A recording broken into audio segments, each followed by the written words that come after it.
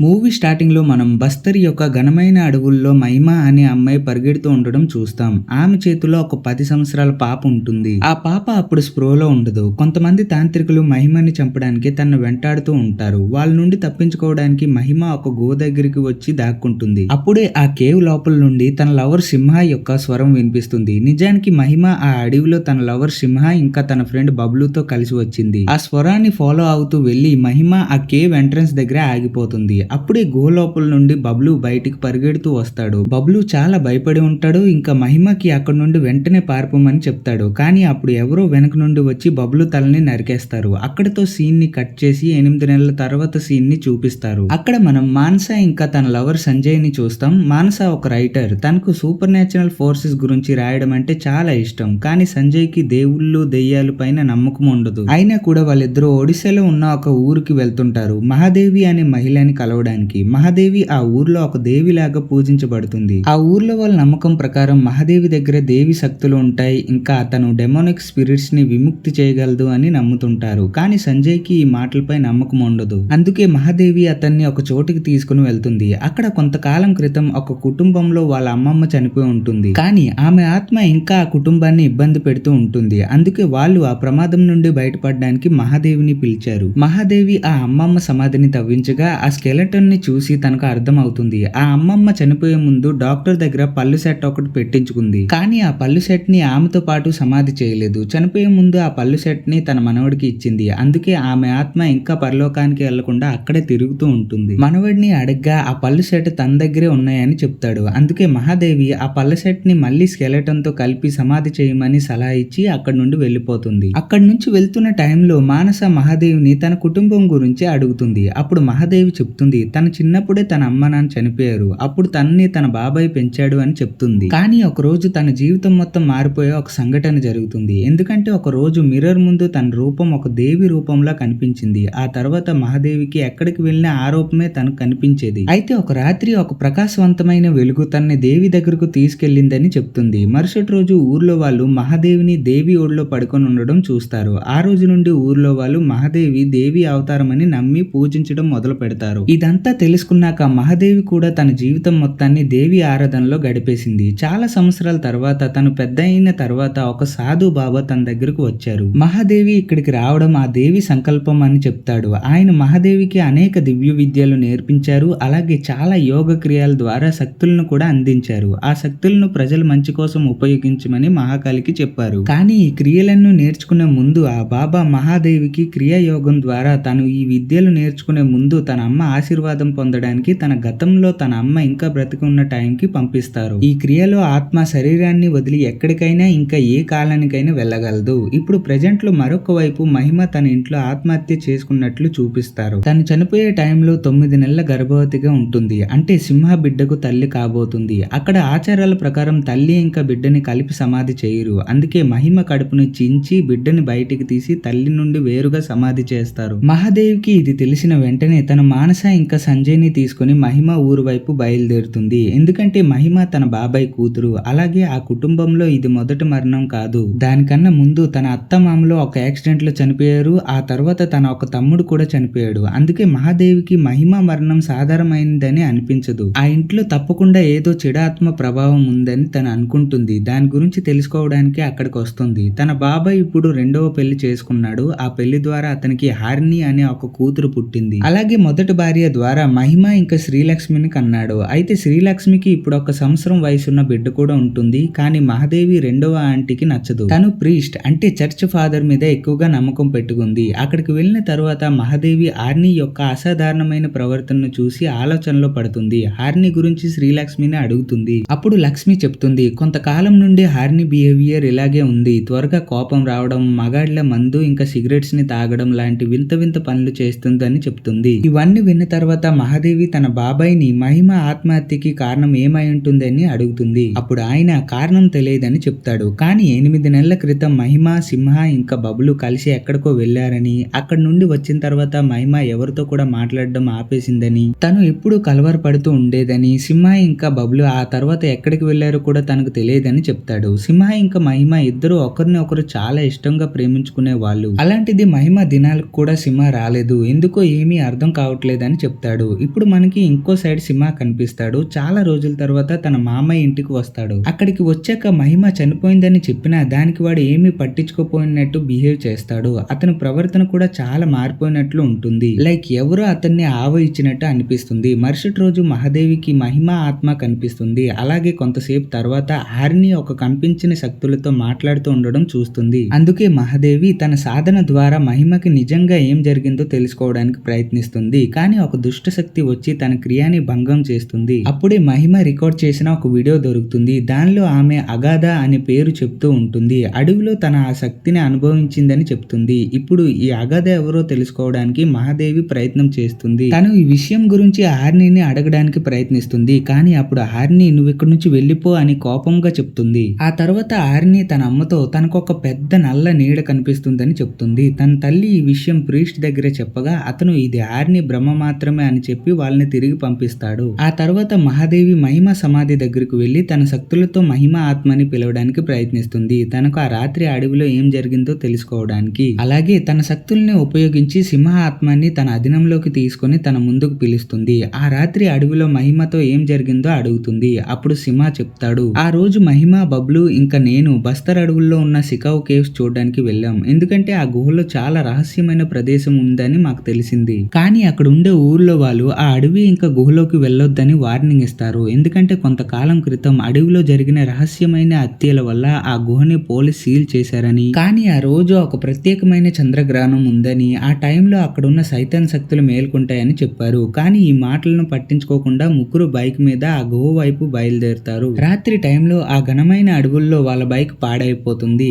అయితే అప్పుడు మహిమ చాలా భయపడుతూ ఉంటుంది. కానీ సింహ సరే ఏమి చేయకుండా మళ్ళీ వెనక్కి వెళ్ళిపోదామని వెళ్తున్న టైంలో ఒక ముసలావిడిని చూస్తారు. తను వాళ్ళ దగ్గరికి వచ్చి సికావ్ కేవ్స్ కి వెళ్ళాలా అని అడుగుతుంది. ఇంకా మీ బైక్ ని మా వాళ్ళు రిపేర్ చేస్తారు, అంతవరకు మా ఊరికి రండి, అంత బాగా అయ్యాక వెళ్తురు గాని అని వాళ్ళని అక్కడికి తీసుకుని వెళ్తుంది. ఆ ఊరికి వెళ్ళిన తర్వాత అక్కడ ఒక విచిత్రమైన రిచువల్ ఇంకా ఉత్సవం జరుగుతున్నట్లు చూస్తారు. దాంట్లో ఒక 10 ఏళ్ల పాపని బలి కోసం అలంకరించి తీసుకెళ్తుంటారు. అయితే కొంతసేపు తర్వాత ముసలావిడ వాళ్ళకి భోజనం ఇస్తుంది. అప్పుడే అక్కడికి మహారాజ్ వస్తాడు, అంటే వాళ్ళ లీడర్. అప్పుడు ఆ ముసలావిడ మహారాజ్ తో అగాధాని అడగండి, మహిమ కడుపులో ఉన్న బిడ్డని బలిగా తీసుకుంటుందా అని వాళ్ళ భాషలో చెప్తుంది. మహారాజ్ అగాధాతో మాట్లాడి తిరిగి వచ్చి అగాధ ఈ బిడ్డను బలిగా కోరుకుంది, తనని త్వరగా బలి కోసం రెడీ చేసి ఉంచండి అని వాళ్ళ భాషలో చెప్పి వాడు అక్కడి నుంచి వెళ్ళిపోతాడు. అప్పుడు ఆ ముసలి నీ బిడ్డని అగాధ కోరుకుంది, నీ బిడ్డని ఇచ్చి ఇక్కడ నుంచి తప్పించుకొని వెళ్ళండి అని తను చెప్తుంది. అప్పుడు అది విని వాళ్ళు అక్కడి నుంచి పారిపోవాలి అనుకుంటారు. కానీ భోజనంలో మత్తు మందు కలపడం వల్ల అందరూ అక్కడే స్ప్రో కోల్పోతారు. అయితే తర్వాత కళ్ళు తెరిచినప్పుడు సింహ ఇంకా బబ్లు అడవిలో ఒక చెట్టుకి కట్టబడి ఉంటారు. మహిమని అగాధ ముందు బలి కోసం పడుకోబెట్టారు. కానీ మహిమ అక్కడి నుండి తప్పించుకుంటుంది. ఆ రాత్రి బలి ఇవ్వబోయే 10 సంవత్సరాల పిల్లను కూడా తనతో తీసుకుని పారిపోతుంది. అదే టైంలో ఇంకో సైడ్ సింహ ఇంకా బబ్లు తప్పించుకొని పరిగెడుతూ ఆ గుహ దగ్గరికి వస్తారు. అప్పుడు గుహ నుండి మహిమ స్వరం వినిపించడం వల్ల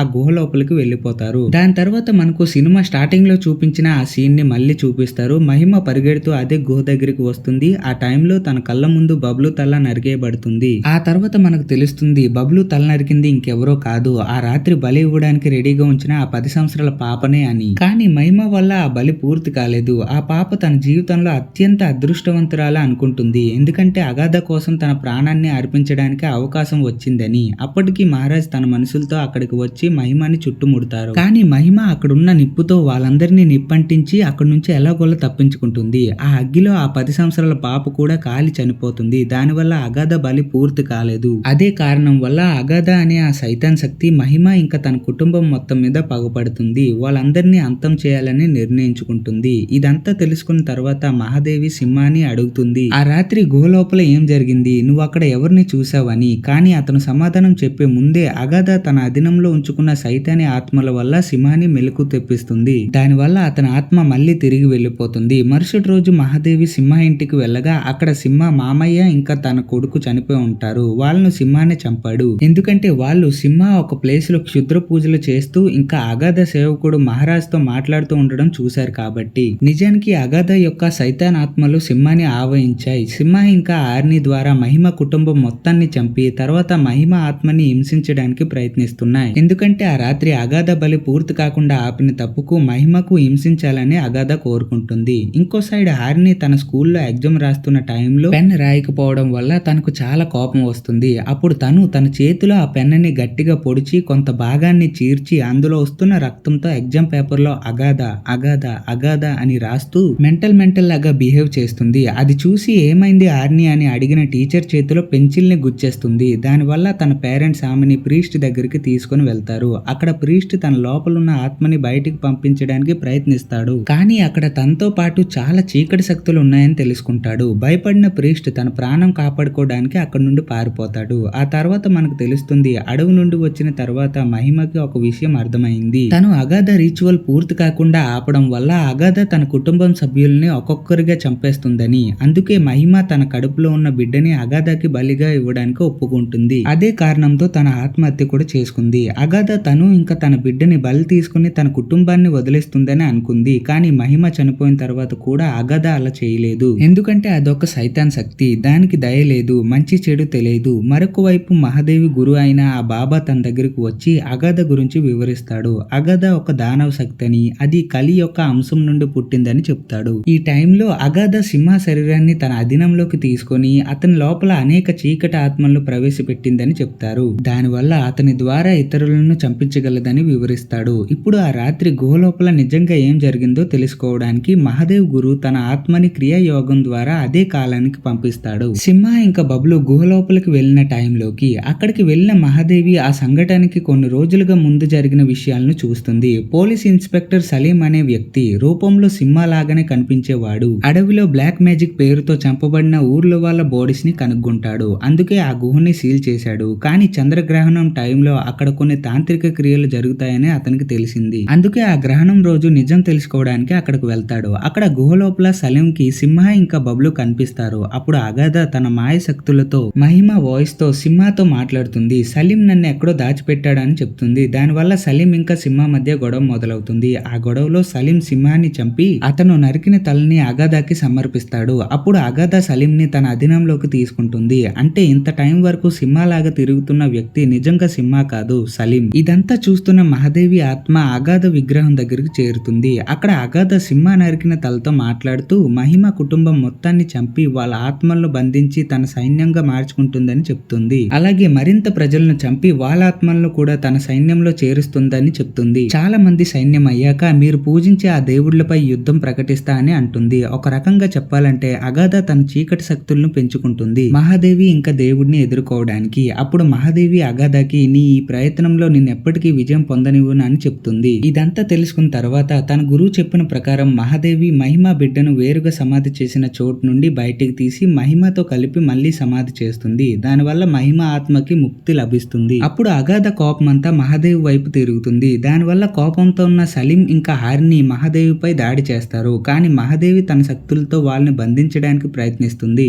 అయినా వాళ్ళు ఏదోలా తప్పించుకొని పారిపోతారు. ఆ తర్వాత మహాదేవికి అగాధ యొక్క ఒక చీకటి శక్తి తన అధీనంలోకి తీసుకొని దాన్ని ఒక గాజు ముక్కలో బంధిస్తుంది. తర్వాత తన గురువుతో కలిసి ఆ చీకటి శక్తి ద్వారా అగాధ ఆత్మని తన అధీనంలోకి తీసుకోవడానికి ప్రయత్నిస్తుంది. మహాదేవి ఇంకా తన గురువు అగాధ ఆత్మని అధీనంలోకి తీసుకోవడానికి చేస్తున్న క్రియ గురించి సలీంకి తెలుస్తుంది. అందుకే ఆ క్రియని భంగం చేయడానికి అతను మహారాజ్ తలని నరికేస్తాడు. దానివల్ల ఆ క్రియ మధ్యలో ఆగిపోతుంది. ఆ తర్వాత మహారాజ్ ఆత్మ వచ్చి మహాకాళి ఇంకా తన గురువుపై దాడి చేస్తుంది. ఆ దాడిలో మహాదేవి గురువు తనని రక్షించడానికి తన ప్రాణాన్ని అర్పిస్తాడు. కానీ చనిపోయే ముందు తన శక్తులన్నిటిని మహాదేవికి అందిస్తాడు. ఇంకో సైడ్ సలీం అగాధతో మాట్లాడి మహాదేవిని చంపడానికి అగాధని తన ఒంట్లోకి ప్రవేశించమని కోరుతాడు. అప్పుడు అగాధ సలీం ఒంట్లోకి ప్రవేశించి మహాదేవిని చంపడానికి వస్తుంది. అప్పుడు మనం చూస్తాం మహాదేవి కాళీమాత విగ్రహం దగ్గర తపస్సు చేస్తూ అగాధ కోసం వెయిట్ చేస్తూ ఉంటుంది. అప్పుడు వెనక నుంచి సలీం వచ్చి కత్తితో మహాదేవిని పొడుస్తాడు. దాంతో తన కింద పడిపోతుంది. అయితే అప్పుడు సలీం నా పనికి అడ్డు రావాలి అనుకున్నావా, ఇప్పుడు చచ్చవు చూడు అని వింతగా నవ్వుతాడు. కానీ అప్పుడు మళ్ళీ కళ్ళు తెరిచి చూస్తే మళ్ళీ అతను ఆ తపస్సు ప్లేస్ కి వచ్చేస్తాడు. అప్పుడు మళ్ళీ మహాదేవిని చంపుతాడు. ఇంకా పొగరుతో కాళీదేవిని నువ్వు నన్నేమి చేయలేవు అని అంటాడు. అప్పుడు మళ్ళీ టైం లూప్ రిపీట్ అవుతుంది. మ్యాటర్ ఏంటంటే అక్కడ మహాదేవి తన సొంత శక్తులను ఇంకా తన గురువు ఇచ్చిన శక్తుల్ని కలిపి ఉపయోగిస్తుంది. ఆ శక్తుల సహాయంతో అగాధాని ఒక టైం లూప్ లో బంధిస్తుంది. ఒకసారి ఆ టైం లూప్ లో పడిన తర్వాత అగాధ దాని నుండి ఎప్పటికీ బయటికి రాలేకపోతుంది. ఎందుకంటే మహాదేవ్ గురువు ముందుగానే చెప్పాడు అగాధకి కాళీమాత నుండి అమరత్వం అనే వరం దొరికిందని, అందుకే అగాధాన్ని చంపడం సాధ్యం కాదని. కానీ తన్ని ఆ టైం లూప్ లో జీవించిన పరిస్థితిలో బంధించి ఉంచడం కూడా ఒక మరణ శిక్ష లాంటిదే అని చెప్పుంటాడు. అప్పుడు సలీం బయట ఉన్న హారిని అంటే చీకటి శక్తులతో ఆవాహనం చేసుకున్న ఆర్నిని అందరినీ చంపేయమంటాడు. అప్పుడు తను అందరినీ గాయం చేసి శ్రీలక్ష్మి ఒక్క సంవత్సరం బిడ్డని చంపడానికి వెళ్తుంది. కానీ అప్పుడు మహాదేవి అక్కడికి వచ్చి తన్ని ఆపేస్తుంది. ఇప్పుడు సలీం షాక్ అయిపోతాడు. ఎందుకంటే తనతో పాటు మహాదేవి కూడా ఈ టైం లూప్ లో పడింది కదా, అయితే తను ఎలా బయటికి వెళ్ళింది, ఇంకా నేనెందుకు బయటికి వెళ్ళలేదు అని షాక్ లో ఉంటాడు. అప్పుడు మహాదేవి చెప్తుంది తనతో ఆ టైం లూప్ లో ఉన్నది తను కాదు, సాక్షాత్తు ఈ లోకాన్ని పాలించే ఆ కాళీమాత అని అంటుంది. ఎందుకంటే తనకు వరం ఇచ్చింది కాళీమాతనే, అందుకే అగాధ ఒక అమరత్వం పొందిన దుష్ట శక్తి కాబట్టి కాళీమాత ఉండే ప్లేస్ లో టైం లూప్ లో పెడితే అది ఎప్పటికీ బయటికి వెళ్ళలేదు, ఇంకా అక్కడే ఉంటుంది. సో దాని వల్ల ఇంకేమీ ప్రాబ్లమ్స్ ఉండవు. అయితే తర్వాత మహాదేవి ఆర్నిని కూడా అగాధ ఆహ్వానం నుంచి తప్పిస్తుంది. అప్పుడు తన పిన్ని చాలా థ్యాంక్స్ అమ్మా, ఇప్పుడు నిన్ను పూర్తిగా నమ్ముతున్నాను అని చెప్తుంది. అప్పుడు మహాదేవి మానస ఇంకా సంజయ్ తో అక్కడి నుంచి వెళ్తూ ఉంటే మానస ఒక క్వశ్చన్ చేస్తుంది. అవునక్క, ప్రెజెంట్ లో జరిగే తప్పులకు మన గత జన్మల లింక్ ఏమైనా ఉంటుందా అని ప్రశ్నిస్తుంది. అప్పుడు మహాదేవి అవును ఉంటుంది అని అంటుంది. ఇలా ఒక ప్రశ్నకు సమాధానంతో ఈ మూవీ ఎండ్ అవుతుంది. సో ఫ్రెండ్స్, మీకు ఈ మూవీ ఎలా అనిపించింది కామెంట్స్ లో చెప్పండి. మళ్ళీ కలుద్దాం ఇంకో వీడియోలో.